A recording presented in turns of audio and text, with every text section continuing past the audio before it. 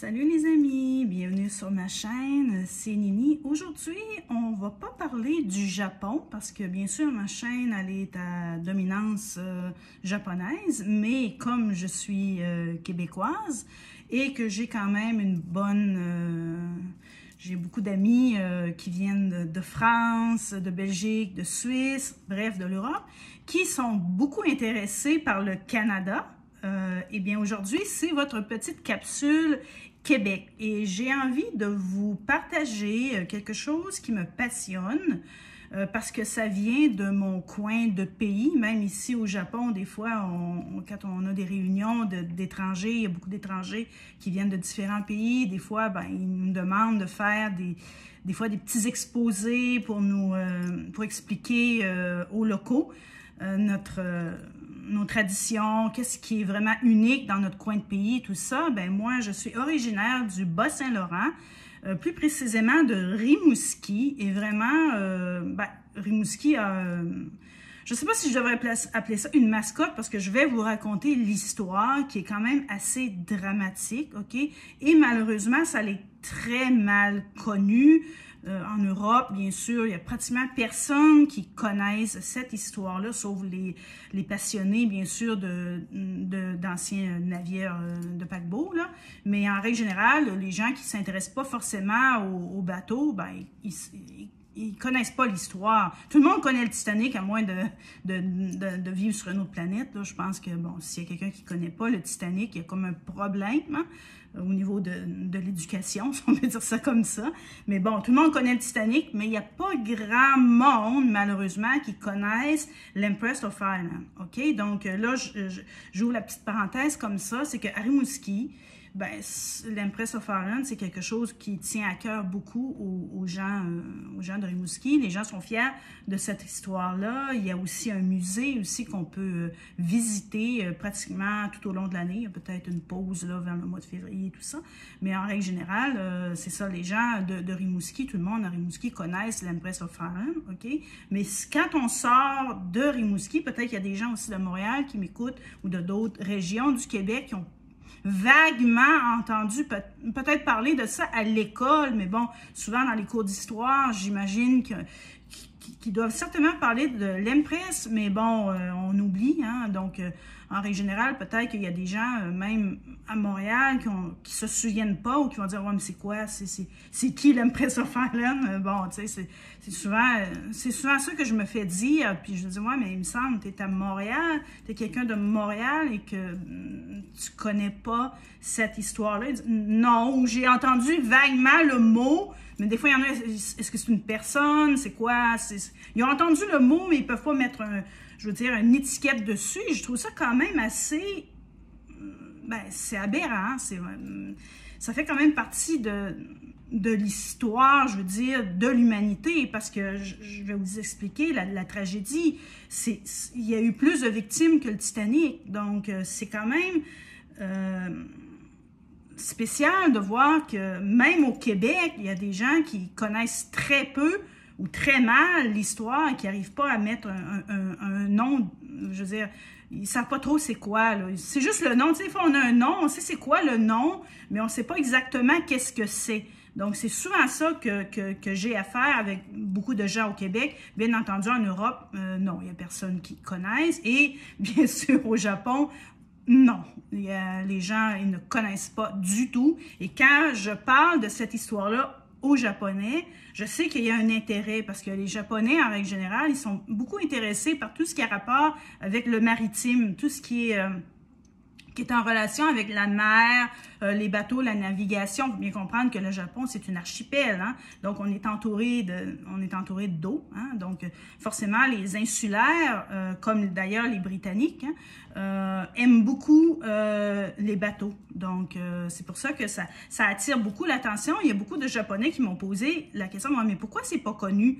Donc je vais en venir et je vais vous expliquer pourquoi que l'histoire elle est mal connue. C'est triste et je trouve que ça rend pas justice vraiment à l'Empress qui était quand même un très beau bateau, mais que c'est surtout au niveau des victimes. Hein, on dirait que ces victimes-là, finalement, ben, elles sont mortes pour rien. Donc, je trouve ça vraiment un peu frustrant et injuste. Donc aujourd'hui, j'ai revêtu mon t-shirt Empress of Ireland. C'est vieux, hein, c'est au moins 25 ans. J'étais jeune adolescente quand j'avais acheté ça justement au fameux musée de Rimouski, parce que j'ai toujours été attirée par tout ce qui est de paquebot. Je dis pas que j'aime les bateaux, parce qu'il y a j'aime pas tous les bateaux. Bon, ne me parlez pas de bateaux de guerre. Je suis vraiment pas intéressée par tout ce qui est militaire, des choses comme ça. Bon, les autres bateaux, non. C'est vraiment les paquebots, peut-être parce que j'aime un peu le glamour, un peu le bling-bling que ça amène. Mais c'est pas juste ça, c'est que je trouve que c'est surtout les anciens paquebots à vapeur qui m'intéressent beaucoup plus que les bateaux de croisière bling-bling qu'on voit aujourd'hui, que je trouve que même ils sont limite vulgaires, là, sauf ceux de la Cunard, qui ont quand même essayé de garder une ligne, disons, beaucoup plus traditionnelle dans leur architecture, mais bon, moi je trouve pas que ça égale la beauté des bateaux de l'ère édouardienne, hein, d'une centaine d'années. C'était vraiment des bateaux qui étaient au niveau de l'esthétique, si vous êtes un peu intéressé par tout ce qui est artistique, au niveau de l'art, au niveau de l'architecture. Si vous regardez les bateaux de ces époques-là, que ce soit à l'extérieur et à l'intérieur, c'était vraiment extraordinaire au niveau de l'art et de l'architecture. Donc, c'est sûr qu'il y a des gens qui vont dire, oui, le Titanic, c'était le plus beau. C'est vrai. Si on compare l'Empress of Ireland et le Titanic, c'est sûr que le Titanic, je veux dire, moi, je trouve, ben, ça regarde que moi. De l'extérieur, c'est vrai, le Titanic était beaucoup plus beau avec ses 4 cheminées, et puis il était vraiment au niveau de l'harmonie, il était vraiment imbattable au niveau de l'architecture extérieure. Mais moi, personnellement, l'intérieur du Titanic, j'aime un peu moins, c'était foncé beaucoup, hein, il y avait beaucoup de boiseries très foncées.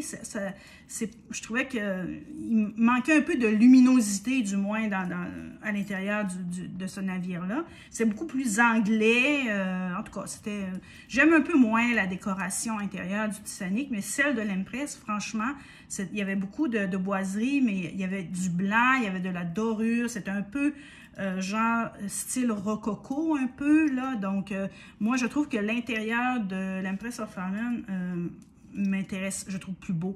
Bon, l'extérieur, un peu moins, parce que c'était un bateau qui était, c'était un paquebot de dimension. Je ne dis pas petit, hein. C'était pas un petit paquebot, il était de ce qu'on appelle une grosseur normale, ordinaire, mais bon, il était très beau, hein, franchement. C'était un très beau navire. Donc, avant de commencer l'histoire, je veux vous présenter 2 livres. Là, je m'adresse bien sûr aux Québécois qui ne connaissent pas beaucoup l'histoire de l'Empress et qui voudraient vraiment en découvrir davantage, et aussi aux Européens. Je pense qu'il y a moyen de commander sur Amazon, mais cette personne-là a aussi un compte Facebook. Vous pouvez le contacter si vous voulez acheter des livres ou bon, tout ça, ou via son éditeur. C'est à vous de voir avec lui. Moi, je ne vends aucun livre. Je vais juste vous le présenter. Là, ça m'arrive aussi que je présente des livres sur le Japon. Donc, aujourd'hui, je vais vous présenter 2 livres de David Saint-Pierre. C'est un historien québécois, originaire aussi de Rimouski. Donc, il a celui-là vraiment très bien. OK? Donc, vous pouvez faire une pause ou faire une capture d'écran, là. Je vous le montre comme il faut, là. OK? Donc, retenez bien ce nom-là, David Saint-Pierre. De toute façon, à la fin de la vidéo, je vais prendre des photos des 2 livres, là. Vous pouvez faire une capture d'écran n'importe quand. Donc, c'est les éditions GID, ou GID, je ne sais pas comment prononcer, GID. OK? C'est l'Empress of Ireland, une histoire par image. Donc, il m'a fait la petite dédicace. Donc, il y a beaucoup d'illustrations, bien sûr, en noir et blanc. Il faut bien comprendre que, bon, à l'époque, il n'y avait pas de photos couleurs. Mais bon, c'est toutes c'est très bien documenté, très bien écrit, facile aussi. Bon, il y en a qui vont dire « Ah, j'aime pas trop la lecture, c'est pas mon fort, ça m'énerve de lire, tout ça. » Bien, celui-là, vraiment, ça se lit très bien. Il y a beaucoup d'illustrations.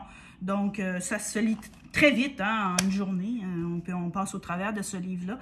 Et ça explique, en gros, toute l'histoire de l'Empress avec beaucoup d'images. Donc, franchement, ça, je vous le recommande fortement si vous voulez procurer ce livre-là. Et aussi, ici, dans le sillage de l'Empress of Farland, c'est beaucoup des histoires des plongeurs, parce qu'il y a eu énormément de plongées. Bien, il y en a encore aussi, mais là, c'est réglementé maintenant. Mais bon, ça raconte toute l'histoire des plongeurs qui ont plongé sur l'épave, qui ont ramené des artefacts, des choses comme ça, certains accidents aussi, parce que c'est sûr que c'est des plongées qui sont dangereuses. Mais ça relate surtout au début, parce que c'est sûr qu'au début, ben, ils ont voulu aller chercher surtout des sacs postaux, hein, puis bon, il y avait des lingots d'argent, bon, il y avait toutes sortes de choses. Et ça raconte un peu aussi, si vous vous intéressez un peu à la plongée sous-marine de cette époque-là, tu sais, les scaphandriers, là, avec des... Bon, c'était pas comme aujourd'hui, là, donc c'était les scaphandriers qui faisaient les plongées à l'époque. Donc, ça raconte un peu, là, ce qui s'est passé quand l'Empress a coulé, puis qu'ils ont envoyé des équipes de sauvetage pour récupérer les sacs postaux, certaines choses, et malheureusement des corps. Hein. Donc, ben, c'est un peu morbide, mais bon, ça fait un peu partie de l'histoire, malheureusement. Donc, voilà, ces 2 livres, donc c'est ça. David Saint-Pierre, un historien québécois originaire de Rimouski comme moi. Donc, voilà, c'est bien. Donc, avant de commencer, je vais vous présenter un de mes trésors, parce que oui, je possède quelques articles qui datent de l'époque de l'Empress of Farland. Ça, c'est une assiette qui a été récupérée par un plongeur sur l'épave. Malheureusement, elle n'est pas en bon état, parce que c'est sûr que si vous procurez une assiette comme ça en parfait état, c'est souvent remis à des musées. C'est très rare que ça l'atterrit dans des collections particulières, à moins de payer peut-être un prix faramineux. Mais bon, en règle générale, on les achète en pièces détachées et on les rafistole soi-même comme ceci, avec de la colle, et on peut quand même reconstruire, mais ça reste que c'est quand même une pièce authentique. C'est vraiment, on voit même la rouille, hein, si vous pouvez apercevoir. Donc ça, c'est la rouille, autrement dit, c'est une petite partie de l'Empress. Hein. Donc, c'est très cher à mes yeux. Je peux dire que c'est un peu un de mes trésors, et je tiens à ça comme la prunelle de mes yeux. On voit aussi le logo de la compagnie Canadian Pacific Railway, qui était la compagnie qui armait l'Empress of Farland. OK.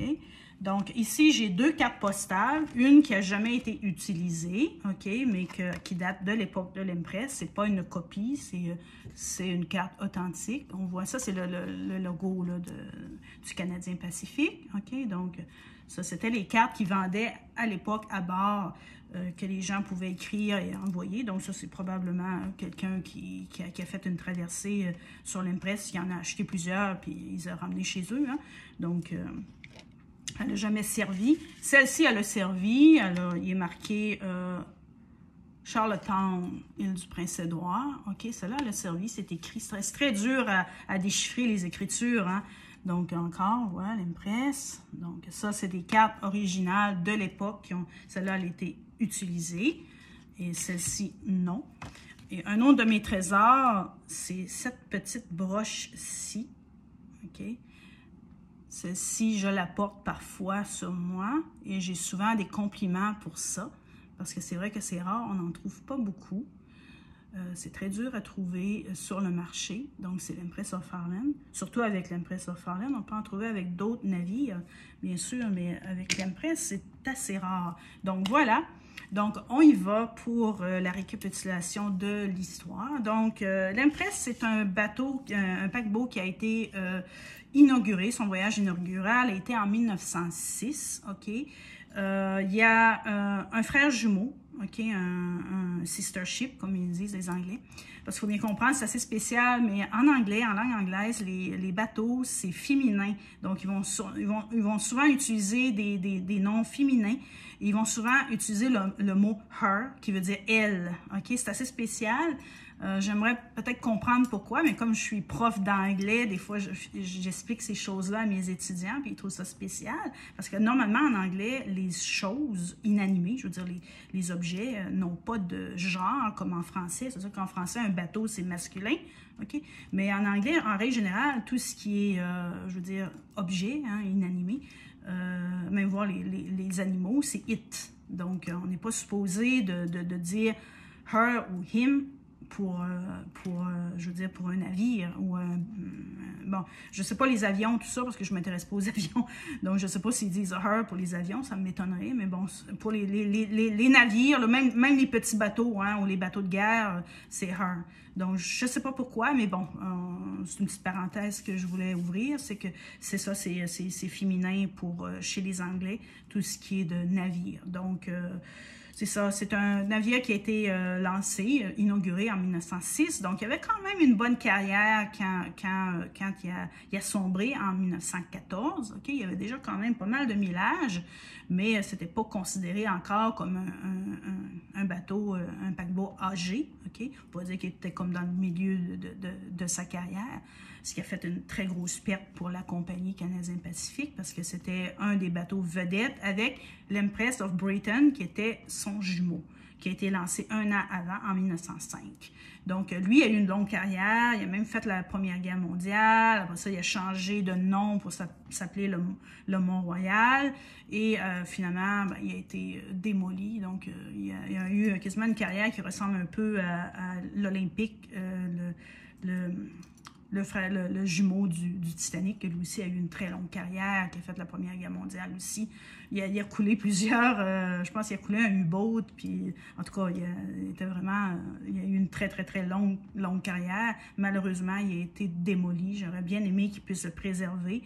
On a toujours le Queen Mary, mais bon, reste que l'Olympique, ça aurait été vraiment super. Même l'Empress of Britain, ça aurait pu le préserver, hein, mais bon, quand ces navires-là ont été démolis, c'était dans la grosse crise économique, hein, qu'il y a eu en 1929, après ça, les années 30, ce qu'on appelait la Grande Dépression. Donc, je pense qu'à l'époque, les gens n'avaient pas du tout en tête d'essayer de préserver des bateaux qu'ils considéraient déjà à l'époque comme des rafiaux, malheureusement.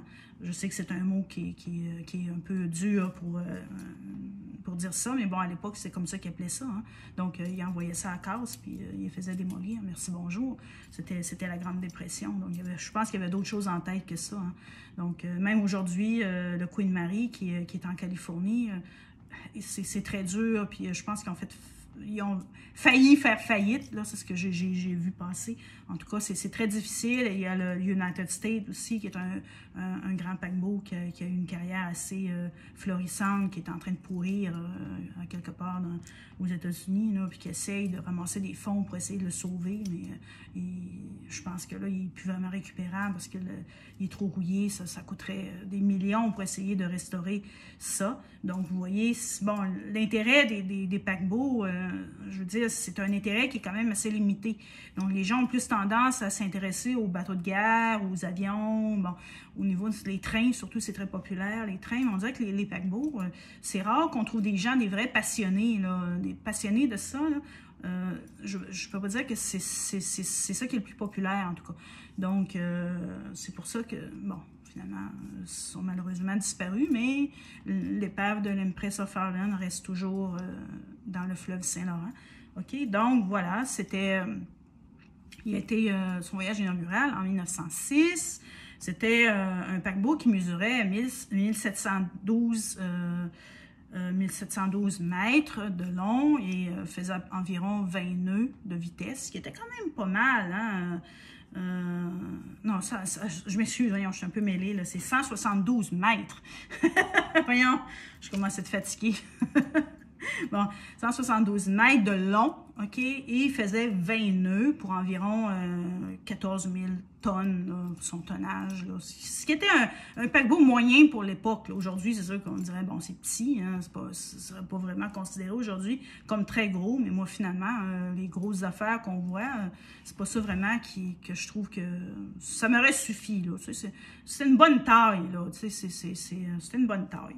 Pour l'époque, là, c'était super. Puis, bon, 20 nœuds, il reste que c'est quand même pas lent non plus. Hein. Je pense qu'en 6 jours, ils pouvaient faire la traversée Québec-Liverpool. C'était quand même pas long là, pour l'époque, franchement. Donc, c'est ça. Ça, c'est pour les affaires techniques, OK? Donc, ce qui est arrivé, c'est que le 28 mai 1914, l'Empress O'Farlane fait son départ à partir du port de Québec, OK, en direction de Liverpool. Donc, le fleuve Saint-Laurent, de Québec à Rimouski, c'est quand même quelque chose d'assez difficile au niveau de la navigation. Ils ont besoin d'un pilote qui connaît très bien comment naviguer sur le fleuve, parce que on pourrait penser que, bon, un fleuve, il n'y a pas de tempête, il n'y a pas bon, mais il reste qu'il y a des endroits où c'est pas creux, ça peut être très dangereux, puis ces gros bateaux-là, ils peuvent facilement heurter un récif et s'échouer. Il y a aussi des bancs de brouillard, on va y revenir, parce que c'est ça qui a causé la perte de l'Empress. Donc, il y a énormément de brouillard, mais un brouillard, c'est vraiment à couper au couteau. On ne voit absolument rien, là. À 2 mètres de soi, on ne voit rien. Moi, je sais, à Rimouski, j'en ai déjà vu souvent. C'est assez impressionnant de voir l'épaisseur du brouillard. Donc, c'est très dangereux, même en voiture. Il faut faire attention de ne pas faire un accident, parce que même avec les forts à brume, des fois, c'est même pas assez. C'est dangereux, bref, là, que ça arrive. Et ça arrive quand même assez soudainement. Donc, c'est ça. Donc, ce qui est arrivé, c'est que le 28 mai, il a fait son départ du port de Québec en direction de Liverpool. Il a descendu le fleuve, OK, vers Rimouski, OK, qui est quand même pas très loin de Québec, mais entre Québec et Rimouski. À Québec, c'est de l'eau, je veux dire, c'est de l'eau pure, là. C'est pas de l'eau salée, OK, c'est de l'eau ordinaire, OK, mais vers le milieu, entre Rimouski et Québec, l'eau commence à devenir salée, OK? Donc, c'est pour ça qu'à Rimouski, ben, c'est l'air salin. C'est l'air de la mer, c'est l'odeur de la mer qu'on a à Rimouski. Donc, ça devient salé et aussi, ben, le fleuve s'élargit énormément. Donc, on a vraiment l'impression de plus être à la mer que devant un fleuve. À Québec, c'est vraiment un fleuve, mais quand on est à Rimouski, c'est qu'on a vraiment l'impression d'être sur le bord de la mer parce que il est très large, le fleuve. Donc, voilà.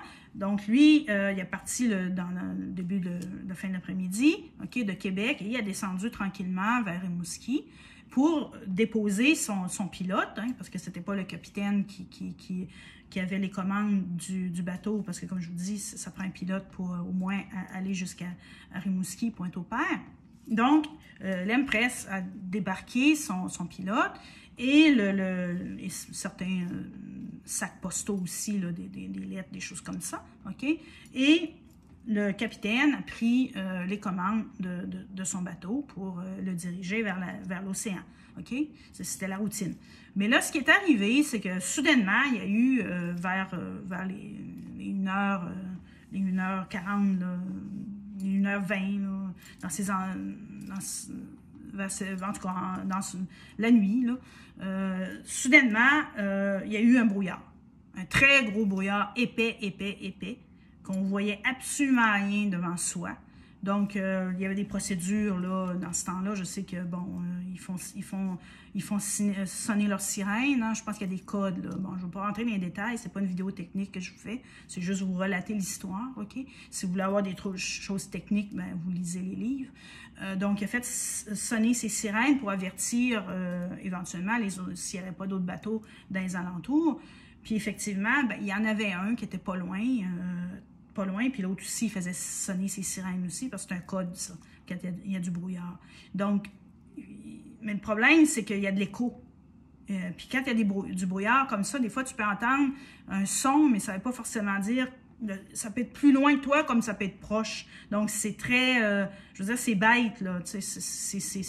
On ne peut pas juger par rapport au son. Et c'est ça aussi qui a été dramatique dans l'histoire. Donc, même s'ils faisaient sonner leur sirène, c'était difficile pour les deux capitaines de savoir, ben là, il est où exactement le bateau. Donc, encore là, on ne sait pas trop exactement.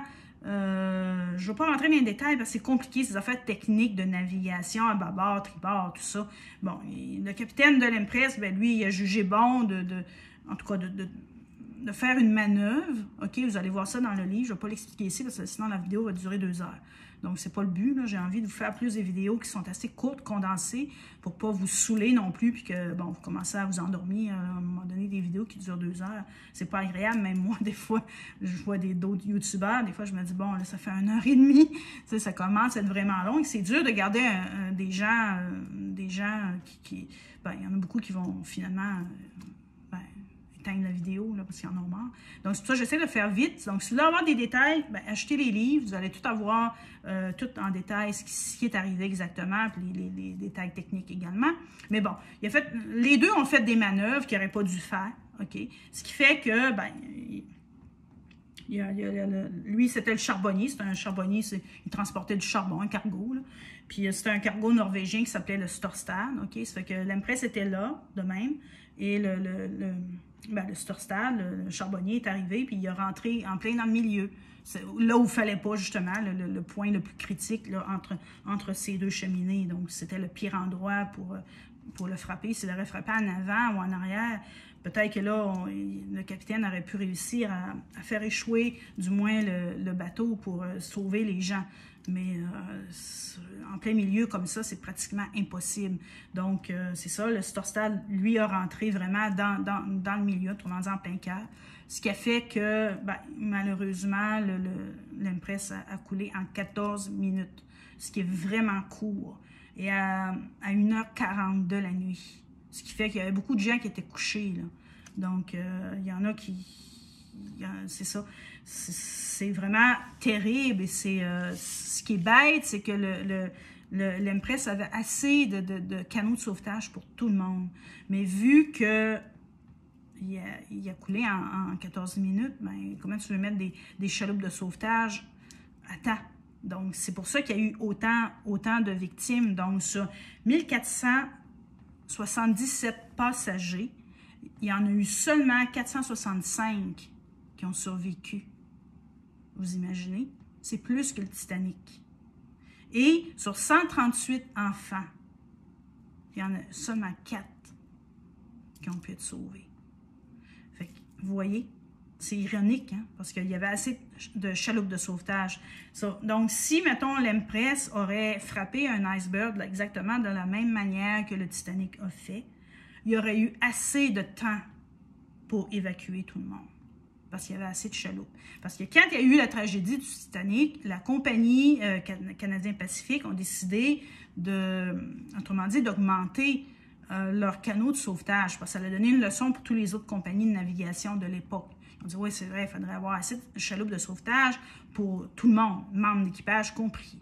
Donc, c'est pour ça qu'à l'époque, en 1914, l'Empress of Ireland avait assez de chaloupes de sauvetage pour tout le monde. Malheureusement, vu qu'il a coulé trop vite, ben, ils n'ont pas eu le temps de tous les mettre à l'eau. Donc, ce qui fait que ben, il n'y a pas eu grand survivant, malheureusement. Donc, c'est ça, vraiment, le côté tragique de toute cette histoire-là. Et je trouve ça triste que ça soit dans l'oubli ou que ça soit si méconnu que ça. Parce qu'écoute, c'est quand même beaucoup de victimes. C'est quand même beaucoup de victimes. Donc, le Titanic, oui, c'est glamour, il y a toute une histoire autour de ça, mais il faut comprendre aussi que pourquoi que l'Empress of Ireland a sombré dans l'oubli, au sens littéraire du mot, bon, c'est que c'est en 1914. Donc, si vous revisez vos livres d'histoire, 1914, la Grande Guerre, 14-18, qui a éclaté. Ce qui a fait que les gens ont vite oublié l'histoire de l'Empress pour se concentrer sur la guerre qui sévissait en Europe et que, bon, finalement, le Canada a été impliqué et tout ça. Donc, parce qu'il fallait que le Canada ait aidé les Britanniques. Donc, c'est pour ça que les gens ont vite oublié l'Empress of Ireland. Et en 1915, il y a eu un crime contre l'humanité de la part des Allemands. Les Allemands ont torpillé un paquebot de la Cunard qui s'appelait le Lusitania, que lui aussi a coulé à peu près en 14-15 minutes. C'était le jour, mais ils n'ont pas eu le temps. Ça a fait énormément de victimes. Mais ça aussi, c'est un peu méconnu. Ben, on dirait que tous les bateaux sont un peu dans l'ombre aussi du Titanic. On dirait que le Titanic, bien sûr, avec son aura, a tout, autrement dit, englouti tous les autres bateaux. Ça fait que c'est sûr que si on arrive, on parle, bon, est-ce que tu connais l'histoire du Lusitania? Beaucoup de gens vont dire, non, c'est qui Lusitania? Bon, c'est souvent des choses comme ça que je me fais répondre. Que ce soit par les Japonais ou par d'autres personnes sur Internet ou tout ça, est-ce que tu connais l'histoire du Lusitania? Ils vont tous me dire, non, je connais pas. Est-ce que tu connais le Titanic? Oui! Bon, tu sais, c'est ça, là, mais bon, qu'est-ce que vous voulez? On peut pas changer non plus. C'est pas, comme je dis, c'est pas tout le monde qui s'intéresse à ces choses-là. Donc, c'est pour ça que, même moi, ce que je désire faire, c'est essayer de, vu que je suis originaire de Rimouski, c'est un petit peu ma fierté, c'est normal, ça fait partie un peu de ma vie, mais c'est vrai qu'il y a beaucoup de gens de Rimouski qui ne s'intéressent pas à l'Impress of Farland. Moi, j'ai toujours été attirée par ça dès mon enfance. Je me souviens, j'avais 7 ans, puis on avait fait une excursion au musée de la mer, puis ça m'avait fascinée. J'avais juste 7 ans, là, puis ça m'avait fascinée de voir tous les objets, les télégraphes, bon, tu sais, tous les appareils de navigation qui sont bien... Quand on les frotte beaucoup, ça devient bien luisant, bien brillant. La roue de bateau, la cloche, les maquettes aussi, ça m'avait impressionné. Donc, j'ai commencé à être attirée par ça à assez jeune âge. Et voilà, c'est pour ça. Mais moi, j'aime beaucoup...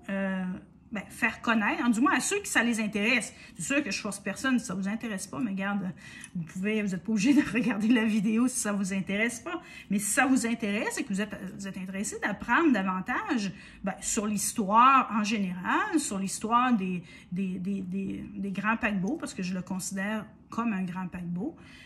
Si vous êtes intéressé par l'histoire du Québec, de ma région, n'hésitez pas à poser moi des questions, ça va me faire plaisir de vous répondre là-dessus. Et j'ai un projet que je vais vous faire part. J'ai l'intention de faire une exposition ici au Japon. Ça m'arrive parfois de faire des expositions parce que je suis aussi artiste amateur, artiste peintre et sculpteur. Donc, ça m'arrive de faire des expositions d'art. Donc, mon projet, c'est de faire une exposition thématique sur l'Empress of Farland. Bon, je vous ai montré quelques pièces authentiques d'époque. Okay? J'ai d'autres choses chez moi que je vais vous mettre en photo plus tard, à la fin de la vidéo. Vous pouvez visionner le diaporama de ma collection d'objets thématiques sur l'Empress, mais ce n'est pas des objets d'époque. Ce que je vous ai montré au début de la vidéo, c'est des artefacts. Okay? C'est des artefacts qui proviennent de l'épave ou qui sont d'époque, comme la broche, les cartes postales, qui sont des antiquités, si vous l'appelez ça comme ça. Okay? Mais les autres objets que vous allez voir en diaporama, c'est des images, des photos. J'ai une maquette de l'Empress aussi dans ma cuisine, dans ma salle à dîner. Bon, j'ai plein d'objets là que je collectionne depuis quand même un bon bout de temps. Mais mon projet, c'est de faire une exposition. Et quand on dit exposition, j'ai besoin d'artefacts, je veux dire, d'époque. Je veux dire, des artefacts qui proviennent de l'épave en question. Donc, peut-être que s'il y a des plongeurs qui écoutent ma vidéo, ils peuvent entrer en contact avec moi. Je suis intéressée à acheter des pièces... ça peut être comme l'assiette, ça peut aussi, ils ne sont pas obligés d'être intacts, je peux les réparer, je peux les restaurer, ça peut être des bouts de bois aussi, je peux faire, comme je suis artiste, je peux faire aussi des compositions avec ces objets-là, comme par exemple, c'est toutes des petites pièces, des éclats de porcelaine, d'assiettes comme ça, je peux faire un tableau avec ça. Donc, j'ai beaucoup d'imagination, mais ça me prend le matériel en question, sinon je ne peux rien faire. Donc, si jamais il y a des plongeurs ou des gens qui ont des choses comme ça, bien, vous pouvez m'écrire en privé si si vous voulez les vendre ou si vous avez envie de faire un don ou je ne sais pas, ça dépend. Il suffit de rentrer en contact avec moi. Je vais vous expliquer en détail mon projet. Je ne vais pas me perdre trop de temps là, ici sur la vidéo, mais c'est un projet d'exposition parce que comme je vous dis, les Japonais sont assez intéressés par tout ce qui est naval, tout ce qui est de bateaux, tout ce qui est de choses comme ça les intéresse beaucoup. Ils sont très passionnés d'ailleurs par le Titanic et ces choses-là. Donc, si je ferais une exposition sur le thème de l'Empress of Ireland, je pense qu'il y aurait j'aurais quand même une bonne cote de popularité, mais comme je dis, c'est un projet qui est très difficile parce que, bon, faire une exposition, ça prend des choses. Je peux pas faire une exposition vide. Bon, ça va être ridicule. Donc, j'ai besoin d'artefacts, j'ai besoin de choses que les gens vont pouvoir admirer. Donc, c'est ça. Donc, s'il y en a qui veulent savoir un peu plus en détail le projet en question, ben c'est ça. Entrez en communication avec moi, ça me fait plaisir de vous répondre, puis je vais vous expliquer tout en détail le projet et tout ça. J'habite vraiment au Japon, s'il y en a qui pensent que c'est pas vrai. Là. Oh oui, j'habite vraiment au Japon et là, c'est une petite capsule là, Québec, OK? Mais si vous regardez sur ma chaîne, j'ai toutes les vidéos que je fais régulièrement là, au Japon. Je fais des shorts aussi, bon, toutes sortes de choses. Si vous voulez apprendre aussi sur la culture japonaise, c'est la bonne place. Donc, voilà, je vais vous laisser là-dessus. Puis, si vous avez des questions aussi sur l'Empress ou des choses comme ça, ben vous pouvez m'écrire, je vais vous répondre avec plaisir. Et ça me fait vraiment aussi plaisir de vous partager une de mes passions. Parce que, bon, oui, ma chaîne, ça parle du Japon, mais bon, ma vie, c'est pas juste le Japon non plus.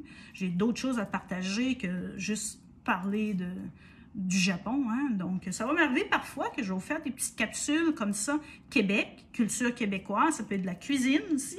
Comme j'ai fait une vidéo, c'est vraiment pas c'est vraiment pas ma niche, hein, la cuisine. Vraiment pas, mais j'ai fait une petite vidéo avant là, sur comment cuisiner une soupe japonaise. Donc, ça va peut-être m'arriver de faire des petites capsules cuisine québécoise, comment cuisiner certains mets typiques du Québec, vous apprendre peut-être certains mots très, très typiques du Québec, bon, des choses comme ça. Donc, je vais vous faire une fois de temps en temps, des petites vidéos comme ça. Je sais que ça plaît beaucoup aux Français, donc beaucoup de Français qui aiment bien le Québec et tout ça, qui veulent en savoir davantage. Donc voilà, c'est terminé là-dessus. Et comme on dit au Québec, à la revoyure. Bye bye, merci. Et n'oubliez pas, abonnez-vous, c'est gratuit, ça ne vous engage à rien. Vous faites juste vous abonner. Un petit pouce en l'air aussi, ça fait du bien, parce que, bon, je donne du temps, hein, c'est du temps que je donne. C'est de l'énergie, c'est de la préparation, c'est beaucoup de choses. Donc, peut-être pour m'encourager un peu, un petit pouce en l'air, un abonnement, c'est gratuit. Je ne vous demande rien au niveau de l'argent, je vous demande juste de vous abonner et parfois commenter, parce que c'est les algorithmes. Vous savez, YouTube, c'est ça. J'ai quand même une bonne communauté sur X et sur Facebook et sur Instagram, mais c'est difficile je veux dire, sur YouTube, c'est très difficile. On dirait que les gens pensent que, bon, s'abonner, ça coûte de l'argent, bon, des choses comme ça. Donc, c'est très difficile d'aller chercher des gens, je veux dire, des abonnés sur YouTube. Beaucoup plus difficile que sur Facebook ou X, par exemple. Donc, s'il vous plaît, n'oubliez pas, vous vous abonnez, puis un petit pouce en l'air. Donc, bye bye, merci, au revoir.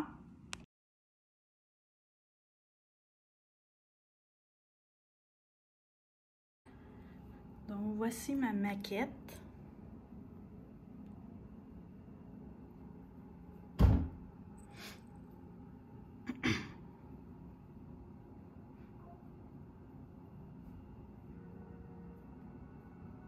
Bon, malheureusement, il y a certaines choses qui ne sont pas... bon, la couleur des cheminées, déjà, qui n'est pas orange, mais en réalité, c'est comme une couleur jaune, là. Je ne sais pas comment je pourrais faire parce que c'est quand même assez compliqué. Il faudrait tout que je démonte les petits cordages et tout ça. j'ai peur d'endommager le navire en question, la maquette. Donc, j'ose pas trop toucher. Et aussi, c'est que j'ai pas vraiment la bonne couleur. Je sais que c'est comme jaunâtre, là, mais il faudra avoir vraiment la vraie couleur. Pour le moment, je laisse ça comme ça. Donc, voilà. Quand j'aurai vraiment la bonne couleur, peut-être que je trouverai un moyen, là, de changer du moins la couleur des cheminées, des manches à air, parce que c'est vraiment pas la bonne couleur. Ça fait plus cunard, on dirait. Je sais pas s'il était jaune à l'époque, puis que ça l'a changé à cause de l'éclairage, la luminosité. Est-ce que c'est l'usure? Mais je comprends pas, parce que l'Empress n'avait pas les cheminées de cette couleur-là. Et ça ici, c'est fait avec le bois de teck. OK? Donc, là, j'ai mis comme un petit collant, là. Donc, c'est fait à partir du bois de teck de l'Empress. Je suis obligée de mettre des autocollants spéciaux parce qu'en cas de tremblement de terre, ici, ben, les objets précieux, ben, ils peuvent tomber. Donc, c'est des autocollants spéciaux pour pas que les objets tombent. La maquette également, on en a aussi. Donc, ça, une petite carte qui était dans les paquets de cigarettes à l'époque. Donc, ça date de l'époque aussi, 1910. Donc, voilà. Donc, oui, je l'ai bien fixé avec ces fameux autocollants, là. C'est fait spécialement pour les tremblements de terre. Donc, si même il y a un très gros tremblement de terre, ben, au moins la maquette, elle ne va pas se retrouver sur le sol en 1000 morceaux. Parce que je tiens à ça comme la prunelle de mes yeux. Je ne sais pas je sais pas combien d'années que ça peut avoir, mais en tout cas, c'est pas jeune. Ça doit avoir plus de 50 ans, certain, cette maquette-là. Et ça a été fait à la main. C'est en bois. Il s'en vend sur le marché. Là, on peut en trouver sur Etsy ou eBay. Mais bon, ils sont surtout faits en plastique ou en résine. Et il y a beaucoup de composantes en plastique. Celle-ci, elle n'a aucun plastique. Et ça, les petites manches à air, normalement, aujourd'hui, dans les maquettes qui vendent sur le marché, c'est du plastique, de la résine, c'est du plomb. Donc, on voit que c'est pas jeune. Donc, c'est peut-être pour ça que la couleur, on dirait que c'est comme un peu rouge-orangé, ce qui me fait plus penser à cunard. Mais bon, c'est bien écrit. C'est bien l'Empress, là, c'est sûr. Parce que on reconnaît, c'est vrai que les gens qui ne connaissent pas beaucoup ce type de bateau-là vont dire qu'ils sont tous pareils. Ah non, non, ils ne sont pas tous pareils. Il faut vraiment bien connaître. Donc, ça, c'était vraiment particulier de l'Empress. Hein. Et l'Empress avait des cheminées qui étaient rondes et non ovales, comme le Titanic, c'était plus ovale, et les Cunard aussi. Donc, c'est sûr que c'est bien l'Empress, mais il y a certains petits défauts au niveau comme... C'est surtout la couleur, je dirais. Le problème, c'est surtout la couleur. Puis peut-être l'échelle de l'angle que je trouve, à mon goût, un peu trop grosse, peut-être, par rapport au bateau, mais c'est peut-être moi qui me fait cette idée-là. Et normalement, ben, le nom du bateau serait supposé d'être ici, et non là. Donc, ça aussi, peut-être, éventuellement, ça, c'est assez facile. Éventuellement, je vais peut-être faire disparaître ça ici, puis je vais essayer de retranscrire comme c'était à l'époque. C'était ici dans le noir et non là. Ça, c'est une grave erreur et de toute façon, c'est trop gros. Donc, voilà. Mais bon, je ne vais pas faire de gâchis non plus. Je préfère laisser ça comme ça. Quand j'aurai les bonnes méthodes et tout, ben là, je pourrais la restaurer moi-même avec les bonnes couleurs et tout ça. Pour le moment, je la laisse comme ça. Donc, voilà. Et je vous laisse avec les photos. Bye bye!